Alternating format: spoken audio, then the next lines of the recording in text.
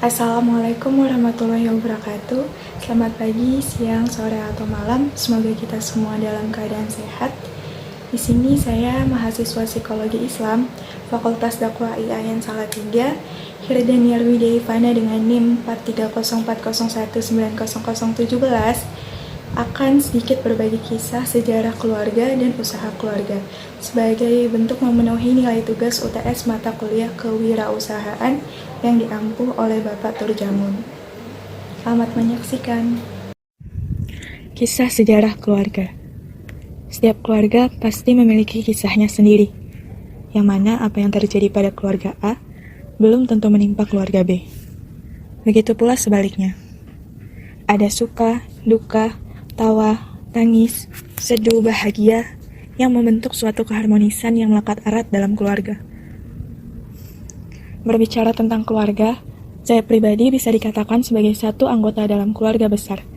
Bagaimana tidak, nenek dan kakek saya dari garis ibu memiliki 7 anak, sedangkan garis ayah memiliki 8 anak. Ayah dan ibu sama-sama merupakan anak kedua dari banyak bersaudara itu, dan sama-sama memiliki kakak laki-laki. Keluarga kami hampir semuanya asli Jawa, tepatnya di Surabaya. Hanya bapak dari ibu saya yang merupakan orang Sunda, tepatnya di Bogor. Dibanding dengan keluarga besar tersebut, keluarga inti saya tidak besar-besar amat. Sedang saja, kami hanya berlima. Saya memiliki 2 kakak laki-laki yang usianya tidak terlalu jauh. Kakak pertama beda usia 7 tahun di atas saya, dan yang kedua beda 3 tahun. Kami bertiga memiliki keunikan yang sama. Entah bagaimana, orang tua kami memberikan nama dengan huruf depan yang sama, yaitu huruf H, dengan jumlah kata sebanyak 3 kata, dan jumlah huruf sebanyak 19 huruf. Menurut ibu, hal tersebut merupakan bentuk keinginan ayah, dan mungkin ada makna sendiri yang tersemat di baliknya. Tentang keluarga, saya akan mulai menceritakannya dengan singkat. Ini kisah kami. Ayah saya sudah lama tiada karena suatu penyakit, beberapa tahun yang lalu saat saya masih SMP. Dulunya ayah saya bekerja sebagai pegawai kantoran. Sejak ayah tiada, ibu yang berjuang untuk menghidupi keluarga kami. Saat itu, kedua kakak saya juga masih belum bekerja, dan satu masih bersekolah. Ibu bertekad dengan segala upayanya agar kehidupan kami tetap berlanjut. Ibu sebenarnya sudah bekerja sebelumnya, menjadi guru les di rumah yang kami tempati. Setiap Senin sampai Jumat, ibu terus mengajar, bahkan ketika mendekati ujian. Ibu rela mengorbankan Sabtu Minggunya untuk mengajar juga. Sampai saat ini, ibu masih mengajar. Kemudian kakak. Kakak saya yang tua itu sudah berkeluarga. Ia sudah dikaruniai gadis kecil yang cantik. Ia bekerja dengan pekerjaan yang apa adanya yang ia bisa lakukan di sebuah toko. Alhamdulillah, rezeki yang didapatkannya cukup untuk keluarga kecilnya itu. Kakak yang kedua, ia belum berkeluarga dan sekarang sudah bekerja. Kakak saya yang satu ini seperti petualang, sukanya jalan-jalan. Setelah kelulusan kuliahnya di Surabaya 2 tahun lalu, kakak saya sempat bekerja di Tanah Toraja, Jakarta, dan sekarang di Lamongan. Ia turut membantu memenuhi kebutuhan hidup saya dan ibu.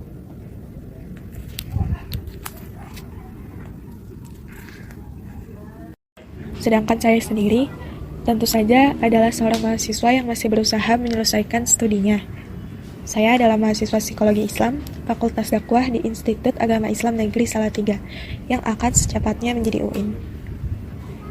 Psikologi merupakan bidang yang saya pilih sendiri, karena saya rasa sesuai dengan potensi dan minat yang saya miliki. Ditambah, program studi psikologi yang ada di IAIN Salatiga ini bukan psikologi pada umumnya, melainkan psikologi Islam. Dengan itu menjadikan semakin semangat saya dengan harapan dapat menerapkan ilmu psikologi tanpa meninggalkan Islam, justru mengedepankan Islam sebagai pondasi hidup yang utama agar ilmu-ilmu yang diterapkan kemudian tidak menyimpang dari ajaran agama yang benar, sebagaimana yang saya yakini. Menjadi seorang mahasiswa, kegiatan sehari-hari saya tidak jauh dari belajar. Tidak hanya belajar teori, saat menempuh pendidikan di perguruan tinggi ini, tentunya saya juga mempelajari praktik kehidupan. Mulai dari bagaimana saya semestinya cerdas mengatur 24 jam yang saya punya di setiap harinya akan dihabiskan untuk apa,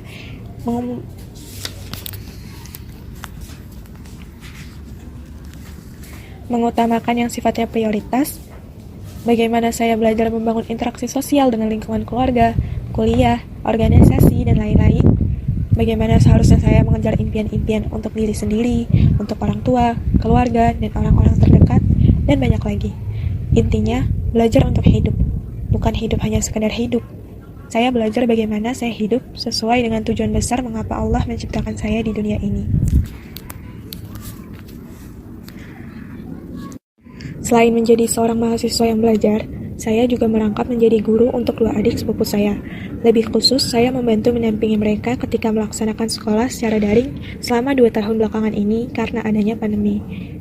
Tante saya yang mengamanahkannya langsung kepada saya karena tante saya dan suaminya ini sama-sama bekerja, sehingga khawatir kurang maksimal mengawasi 2 anaknya yang masih usia SD saat sekolah online.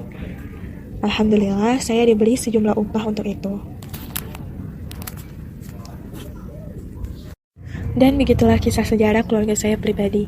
Semoga dari apa-apa yang kurang, kami dapat memperbaikinya di kemudian hari, dengan jalan yang Allah ridhoi. Dan apa-apa yang baik dapat kami tingkatkan lagi, sehingga bertambahlah keimanan kami kepadanya, dan menjadi manfaat untuk orang-orang sekitar kami. Kisah usaha keluarga. Yang pertama, usaha bimbingan belajar Bunda. Usaha keluarga yang saya kisahkan di sini hanya usaha kecil yang dikelola oleh ibu. Usaha yang ibu saya rintis ini merupakan usaha di bidang jasa, yaitu tempat bimbingan belajar. Ibu sendiri yang mengajar dalam bimbingan belajar tersebut. Kisah usaha itu mulai dirintis tanpa unsur kesengajaan sebelumnya. Ada sejarah yang melatar belakangi mengapa akhirnya ibu membuka bimbingan belajar di rumah. Dahulu saat kakak saya yang kedua, seusia sekolah kelas 2 SD, ia mampu menguasai materi pelajaran matematika yang setara dengan kelas 6 SD. Sebelum itu, di usia TK-nya, kakak saya mampu menghafalkan perkalian 1 sampai dengan 10. Maka tidak heran, walaupun masih kelas 2 SD, ia mampu mengerjakan soal-soal matematika yang di atas level tingkat sekolahnya. Suatu ketika, ibu bersama kakak saya bertemu dengan teman ibu bernama M, yang juga bersama anaknya. Tanpa maksud tertentu, Bu M ini mencoba menanyakan soal-soal matematika pada anak-anak tersebut. Dibanding anak Bu M yang usia sekolahnya lebih di atas kakak saya ini lebih cepat menjawab soal-soal tersebut. Maka penasaranlah Bu M. Ia pun takjub atas kepintaran kakak saya dan berkata pada ibu, "Wah, pintarnya. Belajar di mana R ini? R ini adalah inisial panggilan kakak." Ibu saya hanya menjawab bahwa ibu yang mengajarkannya. Ibu suka sekali mengajarkan anak-anaknya dengan santai, tanpa harus terikat dengan waktu, tempat, ataupun kondisi tertentu. Misalnya ketika anak sedang menonton TV, tiba-tiba saja ibu mengetes perkalian yang sudah dihafal anaknya, dan anak-anaknya pun tidak merasa terbebani dengan situasi belajar yang seperti itu. Karena tidak terpaksa, anak-anak jadi menyukainya. Karena seringnya ibu menerapkan belajar yang tidak disengaja itu, anak-anak ibu jadi sudah terbiasa dengan materi pelajaran sehingga memudahkannya dalam memahami materi. Kembali ke teman ibu, Bu M merasa terkesan hingga tertarik untuk meminta ibu untuk menjadi guru bagi anaknya juga. Jadilah anak Bu M yang bernama KKN itu menjadi murid les pertama ibu. Bimbingan belajar yang ibu rintis lalu mulai dikenal. Satu persatu teman-teman kedua kakak saya pun turut menjadi murid les ibu. Hari ke hari, karena kakak saya yang pertama memanggil ibu dengan sebutan Bunda, banyak temannya yang juga les akhirnya ikut memanggil dengan sebutan Bunda. Karena itulah bimbingan belajar tersebut dikenal dengan bimbingan belajar Bunda. Seiring tahun, bimbingan belajar Bunda semakin dikenal. Lingkungan sekitar pun mulai banyak yang belajar di sini. Namun seperti umumnya usaha, tentu ada pasang surutnya. Di lingkungan sekitar rumah, terdapat beberapa bimbingan belajar lainnya yang juga berkembang. Bimbingan belajar Bunda yang memang sederhana ini seringkali tersaingi dengan bimbingan-bimbingan belajar lainnya. Namun, ibu tetap berusaha untuk mempertahankan usaha ini. Bahkan, ibu sama sekali tidak terpikir untuk mengalihkan usaha ke bidang lainnya karena menurut ibu adalah hal yang membahagiakan untuk bisa berbagi ilmu kepada anak-anak muridnya. Pun tidak banyak menghabiskan waktu di luar rumah sehingga tentu tidak kekurangan waktu untuk mengurus anak-anaknya di rumah. Sebagaimana tempat bimbingan belajar yang sederhana, ibu memanfaatkan ruang tamu, meja-meja kecil, dan papan tulis dinding. Bimbingan belajar Bunda ini juga tidak mematok harga yang mahal, hanya cukup, sehingga anak-anak dari keluarga dengan kemampuan ekonomi menengah ke bawah pun masih bisa untuk bergabung di dalamnya. Inilah yang mempertahankan bimbingan belajar Bunda tetap berdiri, di mana ada maksud dan tujuan mulia di dalamnya. Di awal pandemi, bimbingan belajar Bunda sempat tutup, karena seperti yang kita ketahui pada waktu itu, semua aturan protokol kesehatan betul-betul ketat diterapkan. Sekolah menjadi daring, hingga yang les pun tidak ada lagi. Namun, setelah kondisi membaik, sedikit demi sedikit murid les kembali berdatangan. Hingga kini, beberapa anak murid masih belajar di sini. Itulah kisah usaha keluarga saya, usaha ibu bimbingan belajar Bunda.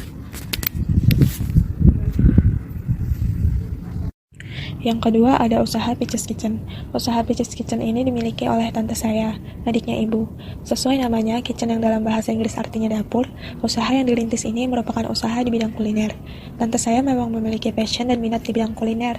Berbagai jenis makanan yang dibuatnya selalu enak, tidak pernah gagal memikat selera keluarga dan tentu orang-orang sekitarnya. Peaches Kitchen ini juga bukan merupakan usaha yang formal dan resmi didirikan. Semua berawal dengan tante yang suka membawakan makanan-makanan yang dibuatnya ke tempatnya bekerja. Teman-teman kantor pun menyukainya, hingga terbesit di pikiran tante untuk menjualnya jika memang sekiranya pada tertarik. Tentu saja orang-orang tertarik, karena mereka merasakan sendiri cita rasa dari makanan-makanan yang dibuat. Akhirnya, tante mulai menerima pesanan-pesanan makanan, mulai dari kue, roti, dan banyak sebagainya. Peaches Kitchen ini selalu diusahakan untuk menggunakan bahan-bahan yang berkualitas yang tentu akan mempengaruhi rasanya menjadi lebih enak. Tante terus-menerus mengembangkan passionnya ini dengan mengikuti kursus masak, mencoba berbagai resep, dan pantang menyerah membuat sesuatu yang baru. Tante saya ini berprinsip pada kualitas, maka itu tidak ragu menggunakan bahan-bahan mahal karena menurutnya ada harga, ada rasa.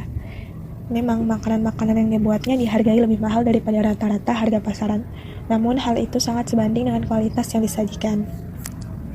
Peaches Kitchen ini menyajikan berbagai jenis makanan, baik yang savory maupun yang sweet. Savory-nya seperti risoles, cuisine, pizza, pastel, dan lain-lain. Sedangkan yang sweet-nya seperti donat, kue tart, cheesecake, brownies, dan lain-lain.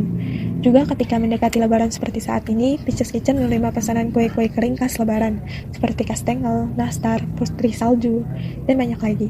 Sampai saat ini, Tante dengan Peaches Kitchen-nya masih terus banyak menerima pesanan.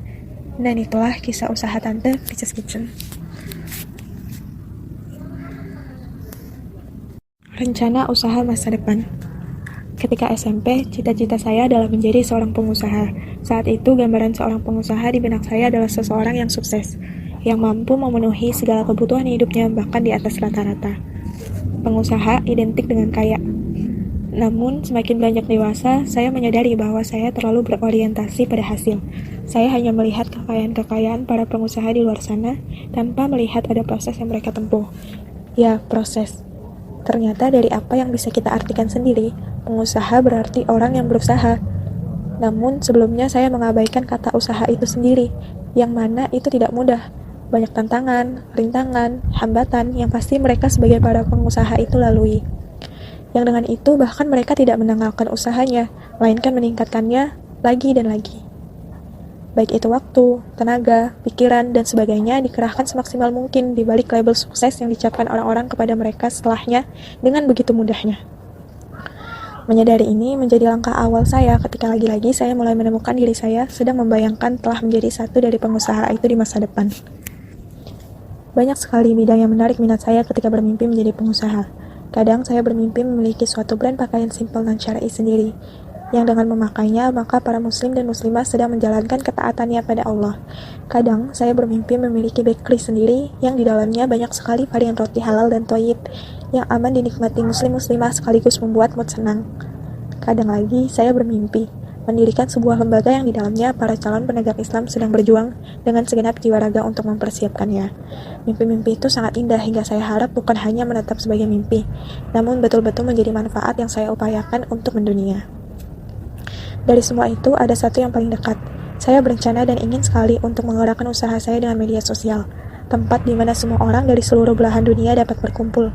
Saya berencana untuk membuat suatu platform digital yang bertopik sesuai dengan bidang yang saya tekuni saat ini, yaitu psikologi Islam, di mana dengan ini muslim-muslimah dapat belajar mengenai salah satu elemen penting dalam diri kita yang dapat mengkoneksikan diri kita kepada Sang Pencipta, yaitu jiwa. Ini cita-cita saya sekarang, menyebarkan ilmu dengan senjata media, mulai dari website, Instagram, YouTube, dan lain sebagainya. Juga tak ketinggalan media tulis. Saya ingin menulis buku saya sendiri, suatu buku yang mampu memberi sudut pandang baru untuk mengembalikan fitrah jiwa manusia kepada Tuhannya. Saya belum belajar banyak tentang bagaimana menerapkan ilmu-ilmu kewirausahaan supaya bisa merealisasikan cita-cita ini. Namun saya akan berusaha, kedepannya pasti akan banyak hambatan, rintangan-tantangan yang saya hadapi. Saya akan mulai dengan melawan itu semua dari dalam diri dulu. Bismillah.